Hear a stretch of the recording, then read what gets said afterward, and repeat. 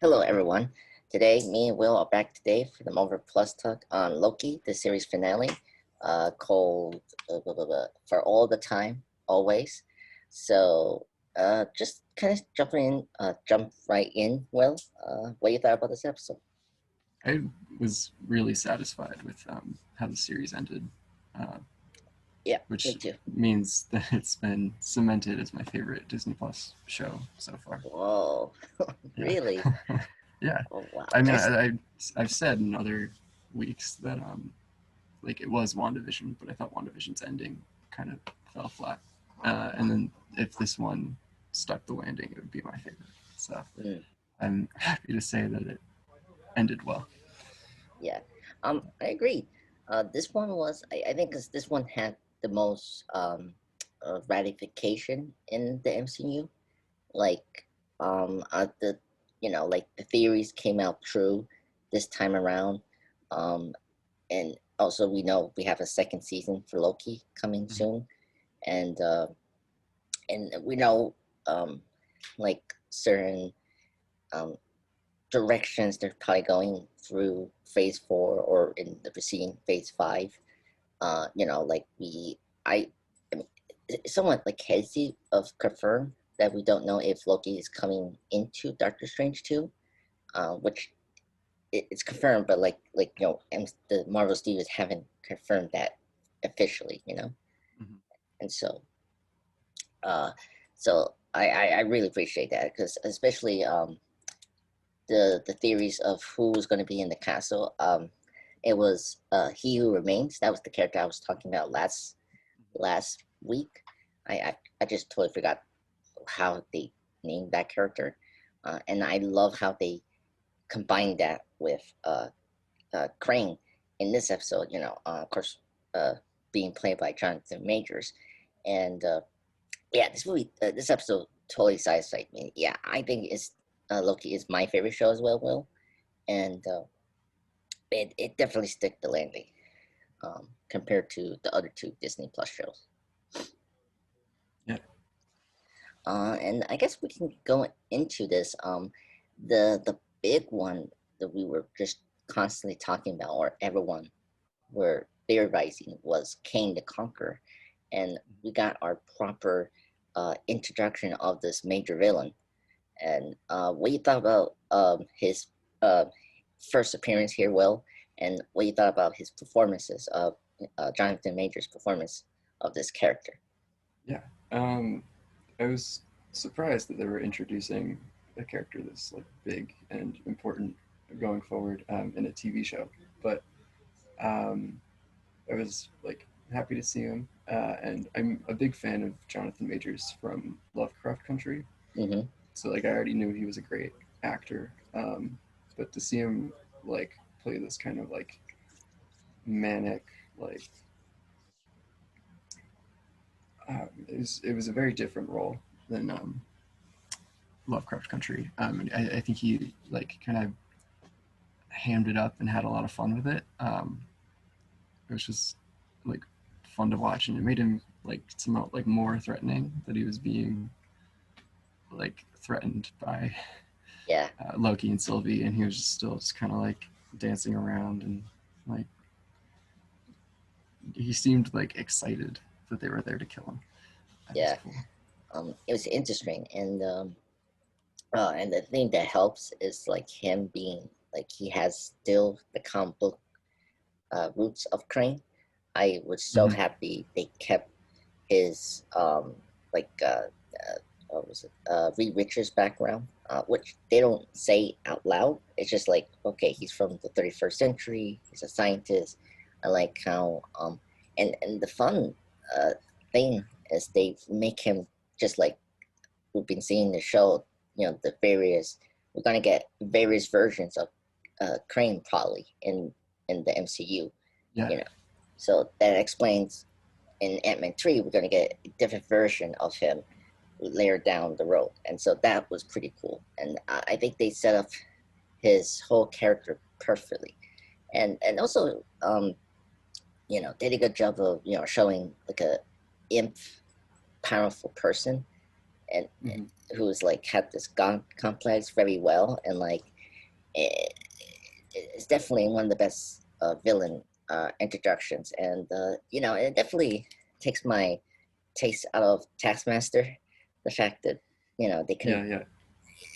it was refreshing that here we got like a proper character, how he should be, but also reinventing it for the general audience. So Mm-hmm. that I was very happy about. And it was very cool. And the thing that this finale landed very well because they were hinting at him every time. Like Right. I didn't know that Crane did control that creature from last episode. I Alive. Yeah, so that was from the comic books, and I never knew that. So that was actually kind of cool that was like actual foreshadowing of this character, and we had a couple of foreshadowings of this character throughout the series. So that was the big thing for me because I I kind of feel like they couldn't not like they shouldn't they couldn't have gone with who he remains because that could have been like such an unsatisfying reveal. Mm-hmm. Here, I was so happy about it, Yeah, and you know, yeah, and yeah. I thought the decision to merge He Who Remains with Kang was uh, really smart, really well done. uh, Um, yeah, it's it was smart. yeah, it's introducing like a more interesting villain while staying true to the comics like roots of the TVA. Yeah, and I guess um, oh, I guess I want to say my favorite scene from from Jonathan Majors was him the character Crane, or he remains like realizing he doesn't know what's gonna come after the conversation. Like he didn't know Mm-hmm. what was next for the future, and I Yeah, love that scene. That was probably my favorite scene from that um, um, of that episode. Uh, and then my second favorite was him talking to Sylvie when she was going to kill him towards the end of the mm-hmm. episode. I like how you say, "I'll see you soon," and he like blinks to her in a Yeah, very like you're gonna see him anyway and next time, yeah. but a different version. And so that was a cool scene. And Mm-hmm. just very good introduction of this character. Yeah. Just a great performance from Jonathan Majors. Yeah. Yeah, and this is my first time seeing him actually. I haven't seen Lovecraft yet, so and I thought this was such a good a good way. This is what I want from villains. Be very like theatrical but also menacing at the same time. And I think he did that very well. You uh, and I also appreciate they kept his costume faithful to the comics. That was Yes. and this one, um, I, I guess I know there's other versions. He his costume was based on um, what was it like Morvis? I think it was like his alias. I think uh, Okay. his Rojo. Yes, Immorbius. That's the look that he had for this. So he was Oh, that version of Crane. So Immortus. yes, thank Yes. you. Okay. Yeah. Yeah, that's because that's how he looked here in this episode. That was Mm. that version of Crane. Yeah. And so I'm kind of curious uh, what version of Crane we're gonna get in Ant-Man 3. Like he's gonna be the Conqueror, or they're gonna do something kind of fun of like introducing us like Raymond Todd maybe, but I don't know. Like I'm very excited for the possibilities of this variant Kane of the Conqueror in the MCU. Yeah. Ooh. Hmm. I wonder if Rama Tut would be connected to Moon Knight. So they're both Oh, Egyptian. it's true. We are getting Moon Knight. I No, that'd be actually good. Like Yeah. And then there's another version of Kang that's a member of the Young Avengers. yeah, Iron Lad. Yeah. Um, yes. Um, yeah. I have a feeling the one that's in Ant-Man 3 is going to be Kang the Conqueror. Okay. My current theory is that Kang the Conqueror is going to be like, I mean, obviously like the big bad, but I think they're going to save him for the movies, and then the other versions of Kang will be in the TV shows. Yes, that's true. Um, yeah, I mean, there's so many possibilities. Oh, the richer stuff that is based on Crane is Neanderthal Richards. That's the Crane, and someone speculates that this Crane, this version from the 31st century, could be a Tony Stark related. Um, Could um, be. because the Iron Lad connection, that was the major thing, that because Mm, because we haven't met Rick Richards, and it could have not make a lot of sense to do that comic book route. So yeah. I, I do want to mention that it could possibly be a Tony Stark version, and it could be possible because we've seen different Lokis, and so I feel like I'm comfortable that we can get like a different version of Stark, and this is the area we haven't seen with Iron Man, because sometimes Iron Man is somewhat a villain in some stories. I mean, and I feel like I I think that's maybe the direction that MCU will take. So we'll see. And I guess what else? Was there something that stick out to you during that episode? We can go into discussion. Will, um, uh, um, trying to, because We can talk about, I guess, like what's next for the TVA, yes. because So B-15 was like slowly showing the different hunters that they were all variants by showing her the uh, the version of Renslayer on the Sacred Timeline. yeah, Um, but then at the end, there was Loki showing up in a different version of the TVA. and by the way, I never I kind of like a minute I totally forgot, but then I realized, oh no, they happened. Like when we saw like the the multiverse line that was like blue, and then it started to like diverge, and I totally forgot when that was diverging, and so it was creating other multiple universes. So Sylvie didn't understand that when she's gonna kill Crane, all the multiverse was the way main like the main timeline was going to diverge anyway Yeah, after his death, and so she didn't know that she took Loki to a different timeline, and so um, I kind of curious because I, I mean, and another thing is the judge, Rainslayer. So is she going to be in that area as well, where Loki's at right now, from the end of that episode? So I don't it's know. possible. Yeah, I'm excited to see where they all ended up after Yeah, the finale. yeah, and yeah, that was um, and I mean, it was probably one of the best cliffhangers I ever seen in a TV show and a movie.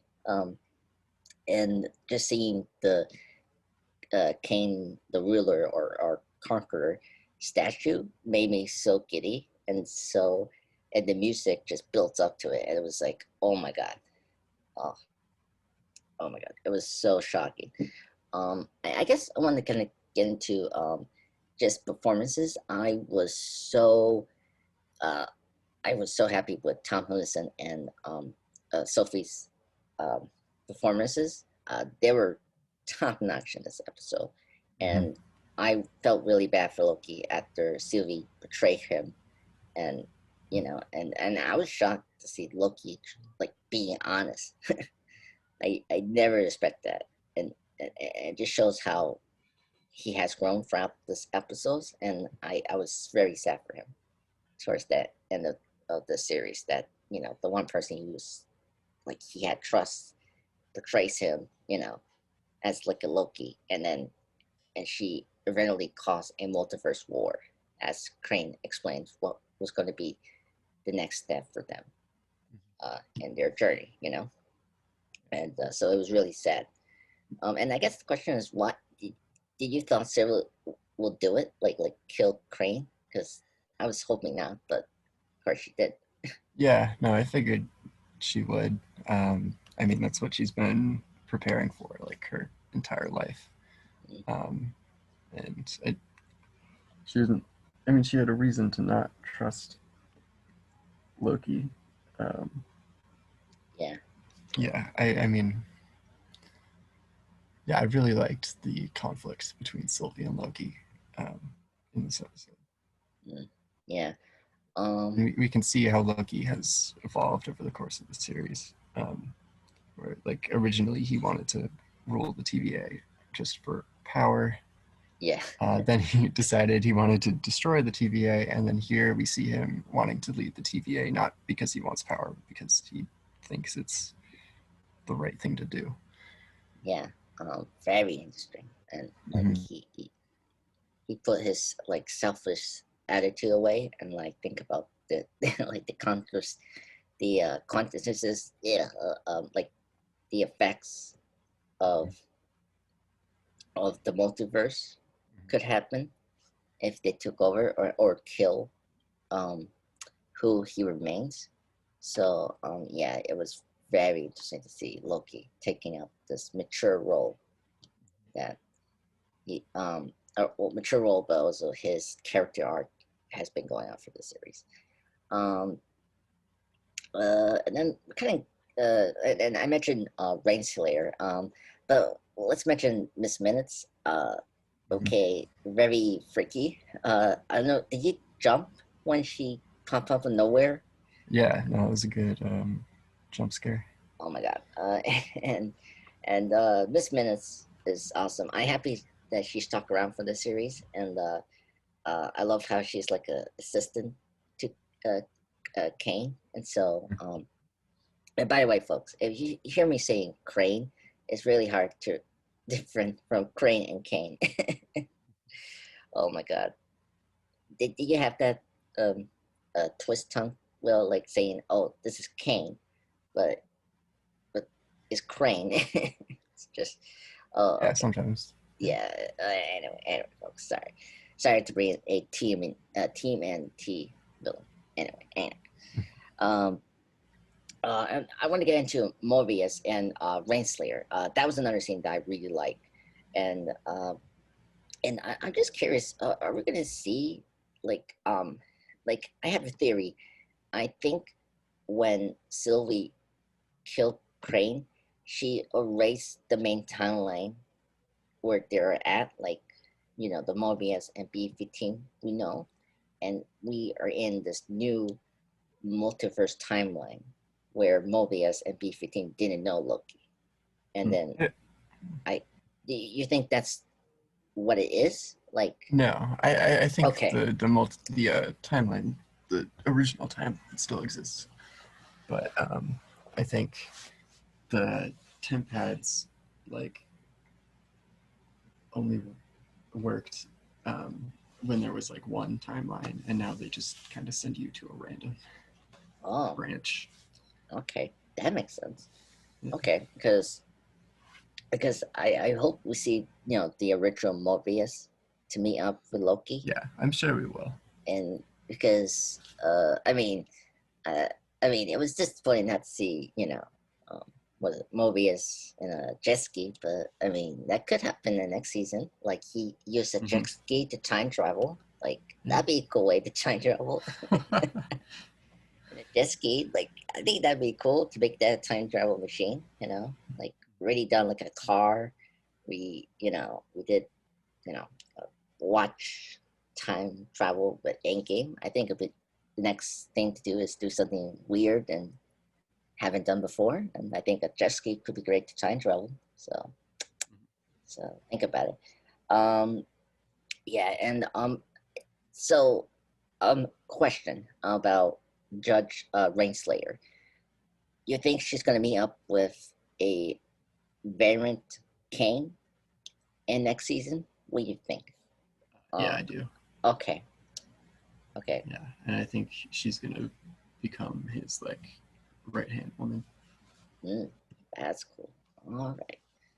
Okay, that's good because I'm actually kind of surprised about her character, and she was terrific throughout the series. I was very happy she had like an expanded role in the series, and was major. Oh, I do want to mention uh, the opening titles. We got uh, voice clips from the various characters from Marvel. I don't know if you like catch that on well. Like, Yeah, I was able to recognize most of the ones from other Marvel movies. and then which that we had like non ones. Like it reminded me like this movie from the '90s, Contact. I don't know if you've seen that film, Will, where I haven't, but I'm familiar with it. okay, uh, this had the same kind of opening that Mm-hmm. they had, where we hear multiple voices from various people, and so we got this um, for this episode with Marvel characters, and we did it with non-Marvel characters. The non superhero people that we heard was Neil Elmstorm. We hear his voice, and then this other um, person was Greta Thunberg, and Yep, then Greta Thunberg. yeah, and then the next one and say Nelson Mandela, and then the others was kind of like songs or something like that, like historic figures.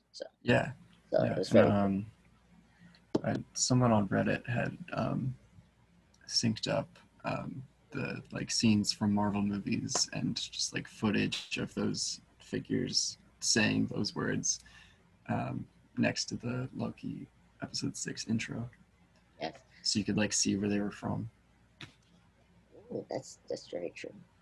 Yeah, like the ones like I hear Sam Wilson say, "Way to go, Tic Tac," Mm-hmm. um, and then of course Wakanda Forever. Mm-hmm. Um, he's a friend from work. Can do this all day. And then the other ones was I come to bargain. Uh, and then what is grief if not love and preserving? What's that from? I It's that WandaVision. Oh, okay. I'm sorry. Okay, I can. I'm gonna throw myself in the window. And I didn't recognize that. Oh my god. I'm too old now. I can't remember these Too old. things. I do so many episodes, and then like I'm trying to keep up these timelines. And then okay, and then the final one was open your eyes. Okay, is that from Falcon Winter Soldier or no? I gotta throw. Uh, I don't know. I don't know which one that was from. I mean, that could Okay, have been one of the non-Marvel ones as well. I guess so. Um, Oh no. I'm sorry. This Open Your Eyes is from the closing scene of last week's Loki episode. oh yes, yeah, right, Sylvie. Okay. After they enchant alive, I remember now. Okay. Okay. I remember now. Yeah. Okay, that makes sense. Um, weird, weird quote to take from Sylvie. She has a lot I like. Yeah, I I think it was the most recent one. mm, okay. I think we got everything. I guess I think we got everything here because so I guess we can go into like just overall thoughts. Well, like let's kind of get into general discussion on Loki. So you say this is your favorite out of the Disney Plus show, right? Mm-hmm. Yeah. Okay. So and I guess looking back now, what they did right compared to the other two, I feel like Yeah. I mean, they nailed the ending. yeah I think that's the main thing. At least that's the only thing that's different from WandaVision, because WandaVision was fantastic. But yeah um, I don't know. They had a good villain, I think. yeah Um, Great performances. a lot of surprises Yeah, compared to the other two shows. yeah. A lot of Um, fun, like comic book Easter eggs. yes. Oh my God. They they definitely see on that part. Yeah. Okay. And and were you surprised they were getting a second season? Because we knew that before they made that official here. Right. Yeah, I had heard that they had already hired the showrunner for 2 seasons. Okay. Um, yeah. So I guess um uh to my thoughts, I think it's definitely the best of the Disney Plus show. I think it gave me everything what I want the Disney Plus show should do. You Okay. know, give me character development. Hmm. You know, be a character driven show, but also be this very ambitious show, and it did that at the same time. But also, it you're like if you're an MCU fan, you want something like I think the big problem with those two shows like was something that connected to the movies and like leading into something in the movies. And this show did that, which was good. Like we got Kane finally before Ant-Man 3, and so we set up this villain for the future. And because so many people were speculating on was it Mephisto from WandaVision, and that never came to true. Right. I mean, I think they kind of set themselves up for disappointment there. But uh, which I understand. Like I don't have that problem, but people had that problem with that yeah, show. Um, because I like WandaVision because it was a character driven show for Wanda and like her yeah, character, and I feel like um I think for me this show did a good job of handling or like controlling expectations, hmm which is something that's not easy to handle, and I think the show did this very well. hmm And I was surprised of a lot of things I wasn't gonna like. Like I was very uncertain about Owen Wilson coming into the MCU. I like the actor. I love him and Owen yeah. Wilson. No, he was good. And he was the biggest breakout character in the show, which I was surprised. And his chemistry with Loki was amazing.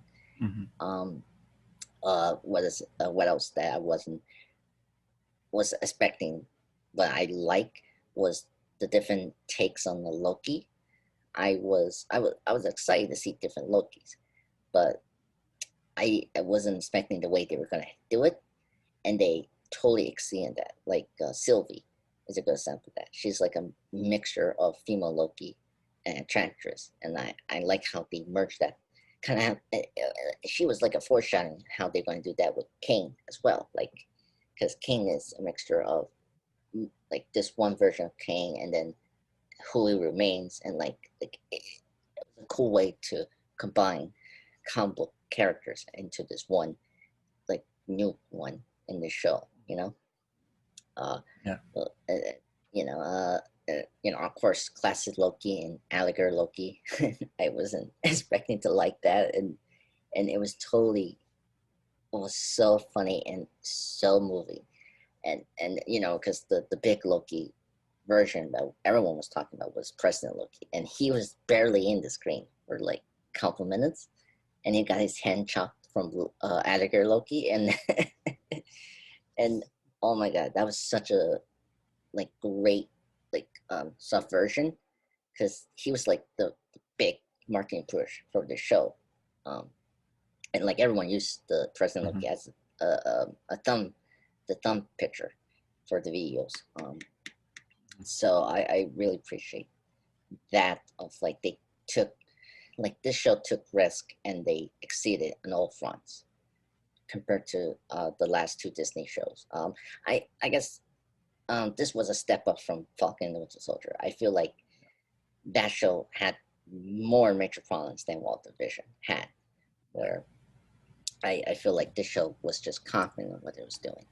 And also, COVID didn't affect it as well, like it did to the Winter Soldier show. So, and I guess, um, I, I guess we got, uh, what else? Um, is there anything else we have to say about Loki? that we haven't mentioned? I think I'm all set. Okay. Um, Well, Will, we got what 3 or 2 weeks before What If? Um, what movie or TV show should we discuss? Um, to wait before What If is coming out in August 11th. Um, yeah, I don't know. Is there one that you wanted to oh, talk about? okay. Trying to figure out. Hold on. I'm just thinking. Oh, actually, let me do this right now. Do you want to talk about? Uh,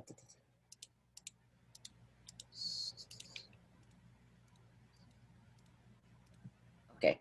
Hey, let's talk about Fantastic Four, like, because they have their 60th anniversary this year. Okay. So I think let's talk about the team and their legacy on Marvel Comics. I think that'd be a good way to start the